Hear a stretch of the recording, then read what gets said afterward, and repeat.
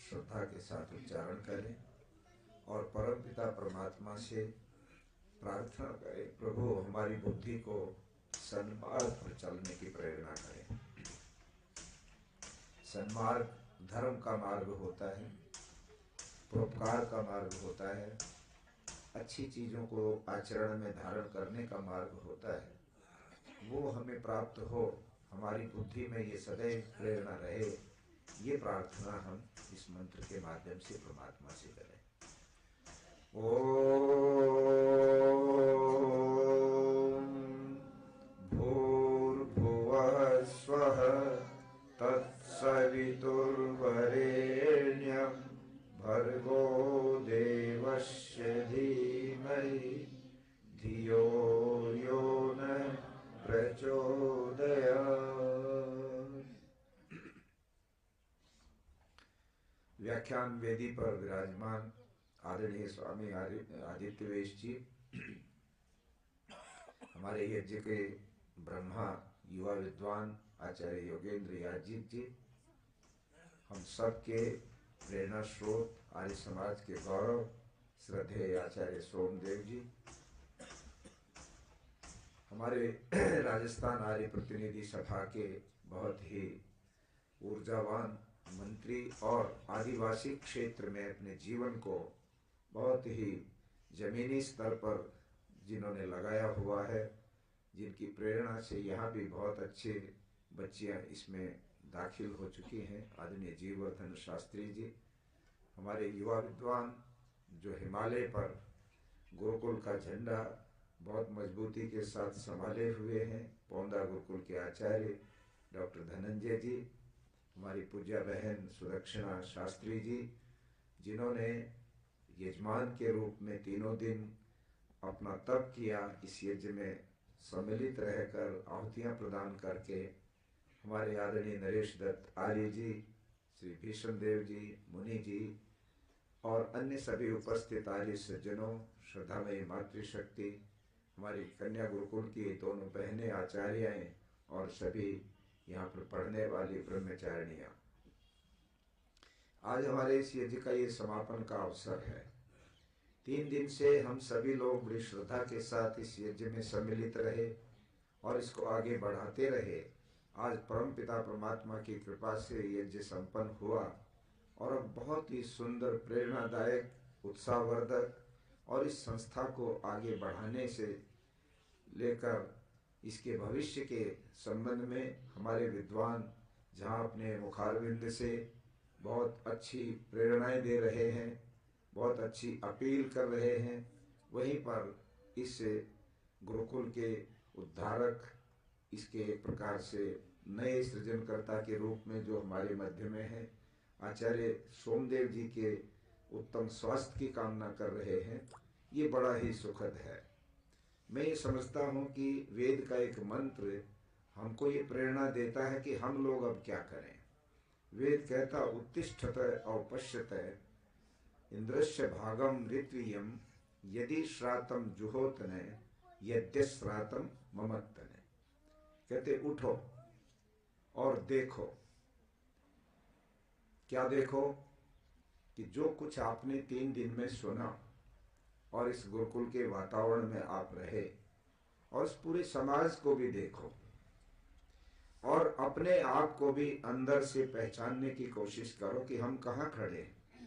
यदि हमारी आहुति है, तैयार हो चुकी है, यदि हम मन से, आत्मा से पूरी तरह से तैयार हैं, तो फिर हम आगे बढ़कर के कार्य को अपने जिम्मे, अपने कंधों पर उठाने के लिए अपने आप को प्रस्तुत करें। और यदि अभी तैयारी नहीं है तो फिर उसकी तैयारी में जुट जाएं। क्या तैयारी करनी है? नंबर 1, हम सबको अपने व्यक्तिगत जीवन को उन्नति की तरफ लाना है।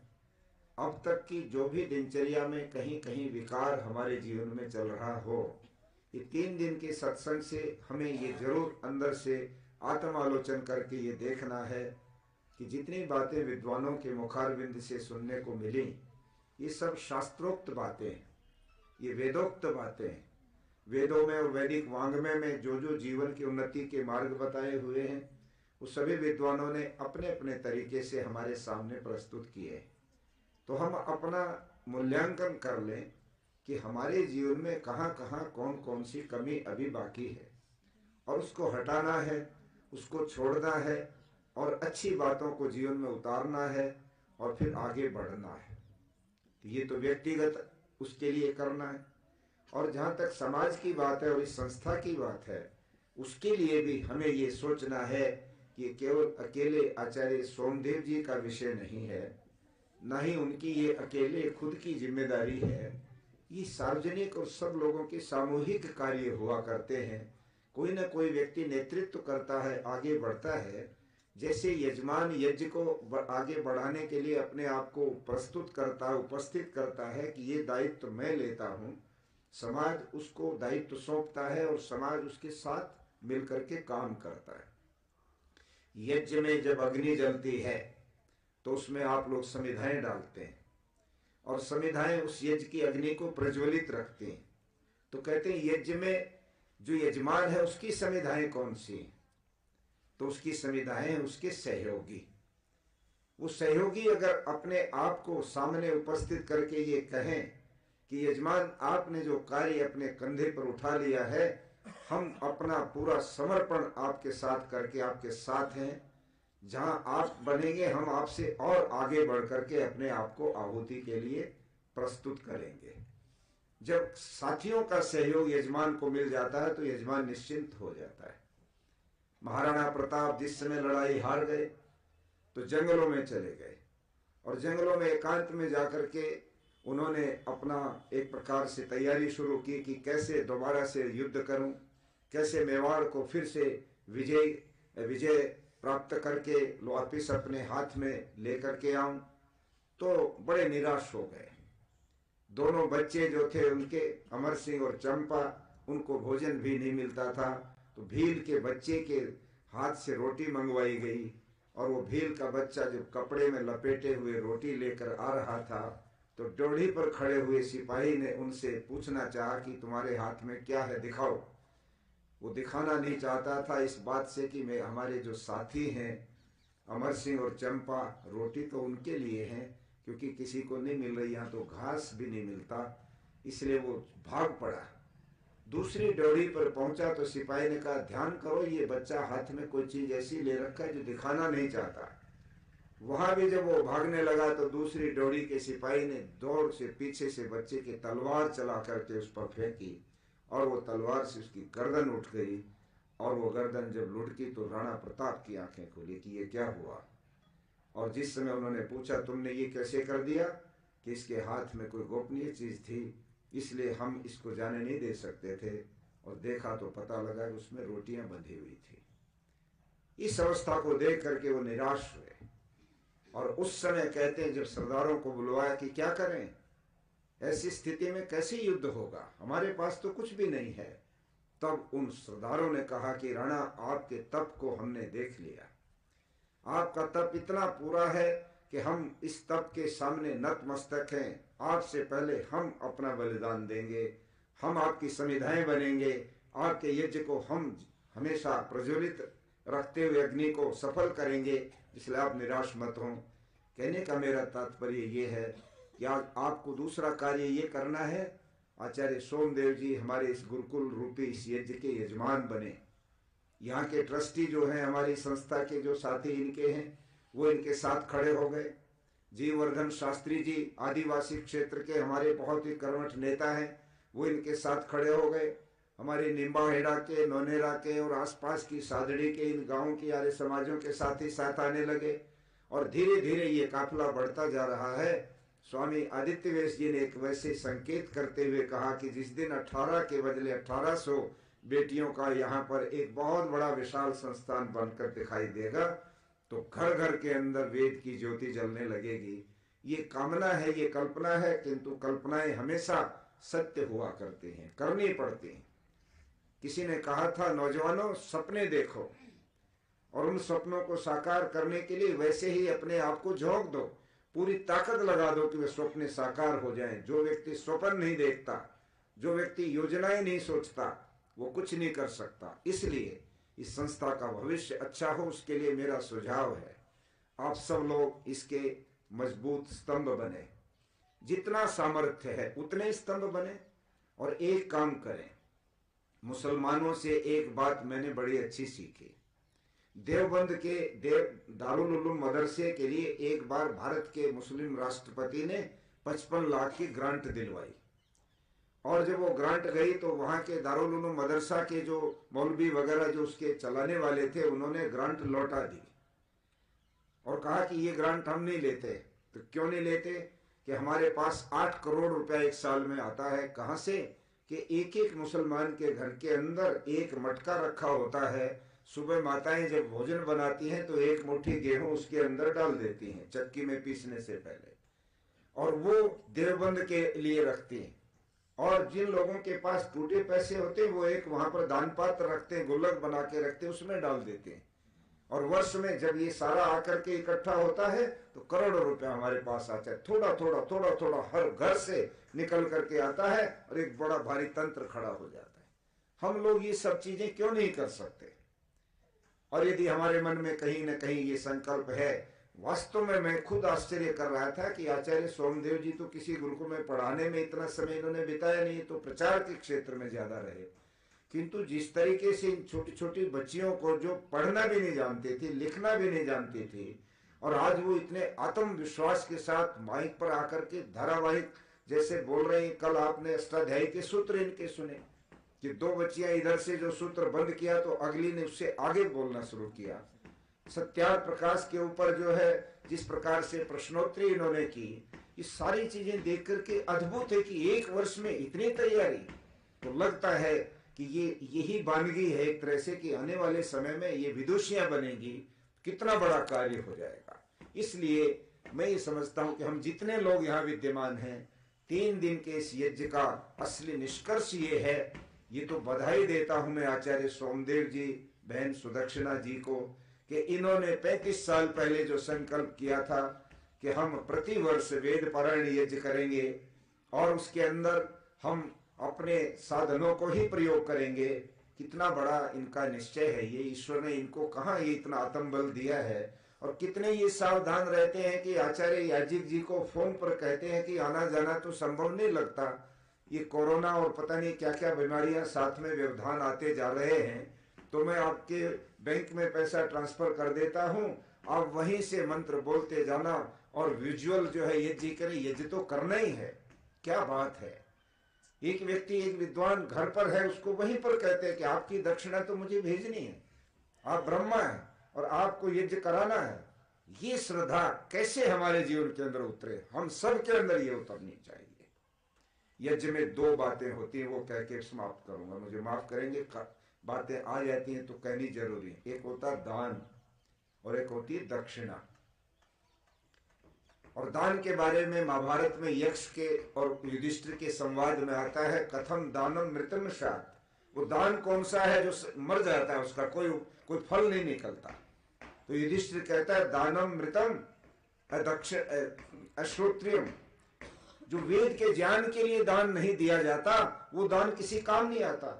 हम लाल कपड़े देख करके ऐसे लोगों को पैसा भेंट कर देते हैं जो जाकर के सुल्फा और गांजा पीते हैं, जो जाकर के उसका दुरुपयोग करते हैं। ऐसे ऐसे बड़े बड़े लोग जिनके पास लाखों लोगों के अनुयायी हैं, जो दुष्कर्म करते हैं महिलाओं के साथ, जो अनेक तरह के अन्याय करते हैं, विलासिता करते हैं, तहखानों में ऐसे ऐसे भवन बनाकर रखते हैं जहाँ उनके नहाने के रहने के सुविधाएं देखो तो आंखें थक जाती है देख करके, ये कैसा तमाशा है।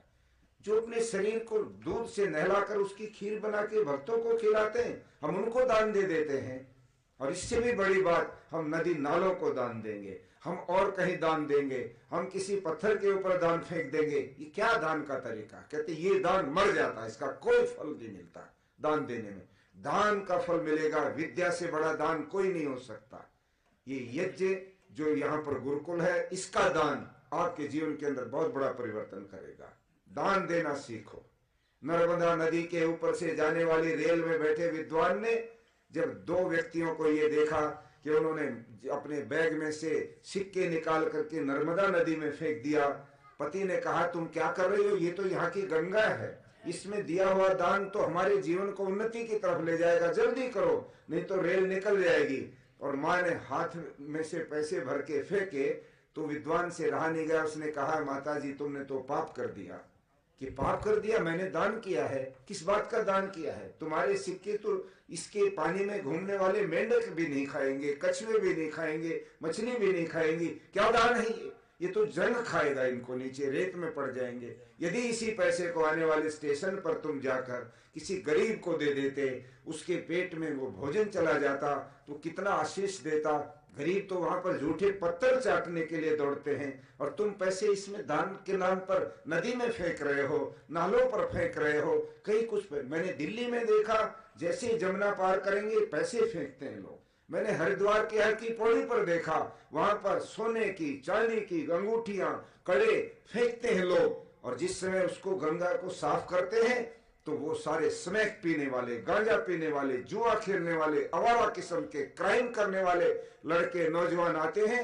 उसको जब वो निकालते हैं कीचड़ को और धुलाई करते हैं पानी से तो हंसते हैं, क्या ठाठ हो गए धार्मिक लोगों के, हमारे 6 महीने की स्मैक का इंतजाम कर दिया। वो सोने के और चांदी के और सिक्के लेके चले जाते। दान हम कर रहे हैं, कहाँ दान कर रहे हैं? इसलिए दान करना सीखो। और ये है दान की जगह दक्षिणा। दक्षिणा इन विद्वानों की, ये ब्रह्मा जी, ये वेद पाठी नौजवान और यहाँ पर इसके आयोजन करने वाले, इन सब की दक्षिणा, इनका पुरुषार्थ, ये यजमानों का, आप सब धार्मिक लोगों का, यज्ञ में सम्मिलित होने वालों का दायित्व है, ताकि वेद की विद्या को चलाने वाले विद्वान इसी प्रकार से पुरुषार्थ करते आगे बढ़ते रहे। इनका पूरा सत्कार सम्मान होना चाहिए। परंतु दक्षिणा का दूसरा भाग भी है, और दूसरा भाग ये है, कोई ना कोई संकल्प लिए बिना यदि आप लौट जाते हैं तो आपका यज्ञ आपके जीवन में कोई परिवर्तन लाने वाला नहीं होगा। एक संकल्प आपका होना चाहिए। ऋषि दयानंद की दक्षिणा क्या हुई? केवल बिरजानंद उनकी लौंग से संतुष्ट नहीं हुए कि लौंग ले लो गुरुजी, तुम्हें लौंग बहुत पसंद है, शरीर में वायु का रोग है इसलिए तुम्हें लौंग पसंद आती है। किंतु बिरजानंद ने कहा, दयानंद तुम बड़े स्वार्थी निकले, थोड़ी सी लौंग लेके आ गए। असली दक्षिणा ये नहीं है। असली दक्षिणा तुम अपना जीवन सौंपो वेद के प्रचार और प्रसार को। और फिर ऋषि दयानंद ने अपने गुरु को ये संकल्प के साथ प्रतिज्ञा करके आश्वस्त किया कि मैं पूरे जीवन वेद के प्रचार और प्रसार में लगा रहूंगा।